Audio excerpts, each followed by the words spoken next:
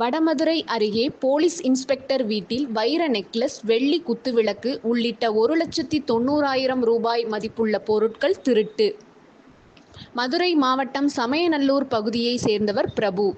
இவர் சென்னையில் மாநகர காவல் துறைப்பாக்கம் போலீஸ் நிலையத்தில் இன்ஸ்பெக்டராக வேலை பார்த்து வருகிறார்.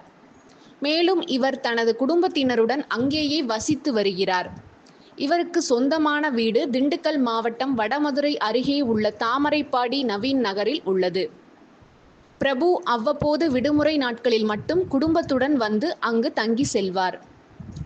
அந்த நிலையில் நேற்று இரவு அவரது வீட்டின் கதவு திறந்து கிடந்துள்ளது. இதனை கண்ட அவரது பக்கத்து வீட்டின் கார் டிரைவர் ராஜா என்பவர் இதுகுறித்து பிரபுவுக்கு தகவல் தெரிவித்துள்ளார். மேலும் இதுகுறித்து வடமதுரை போலீசாருக்கும் தகவல் தெரிவிக்கப்பட்டது. வடமதுரை போலீஸ் இன்ஸ்பெக்டர் கண்ணன் தலைமையிலான போலீசார் சம்பவ இடத்திற்கு சென்று விசாரணை நடத்தினர்.